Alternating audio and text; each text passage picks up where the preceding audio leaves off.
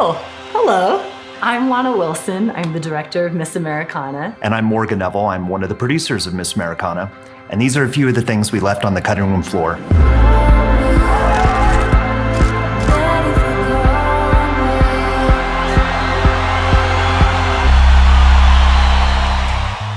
I will say that I remember we did have a 40-minute long version of The Writing of Only the Young, which was kind of amazing. You know, I could watch that forever. So I'm sad we had to cut it down to 5 minutes. There was also a moment where her brother's with her in her kitchen, and he calls her out for wearing only her own merch at home. Yeah. And she's like, but it's free for me. You know, but she's wearing her own sweats and sweatshirt and t-shirt. Yeah. That was fun. It's a long scene, which is why I didn't make it. But Taylor backstage getting ready for her Reputation show, getting dressed.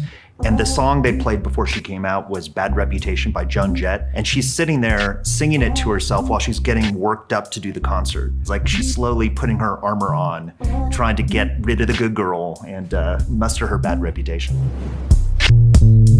Our first cut was 72 minutes. We kind of did it backwards that way. Yeah. You know, starting with like the precision cut and then adding to it. I would say that the first cut had a pretty similar structure in terms of Taylor's present tense story of going from someone who is living to meet other people's expectations to someone who is being the person who she wants to be in the world. That was always there, but what did change was using backstory and fleshing out her previous career and her life earlier. And I think one of the things we all talked about, deciding that the film wouldn't just be fan service. I think the film plays that way. You know, people have already been telling us that they didn't really know anything about her and they got a lot out of the film.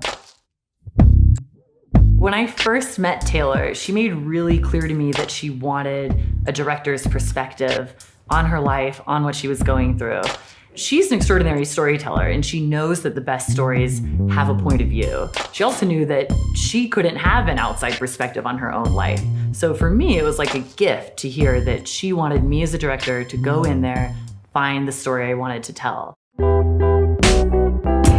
Everything I did on the film, the best thing I did on this film was getting Lana to do it, because the kind of mind meld that happened with them was so crucial, and it happened almost instantaneously. It's funny because lots of people are feeling like, oh, you know, are there more secrets? You know, what else can you get out of her? And for somebody who has lived her whole life with incredible public scrutiny and has really tried to preserve her privacy, I feel like this film was such a huge reveal for her, way outside of her comfort zone. The initial title idea was to have it only at the end of the film, and it was, is it cool that I said all that?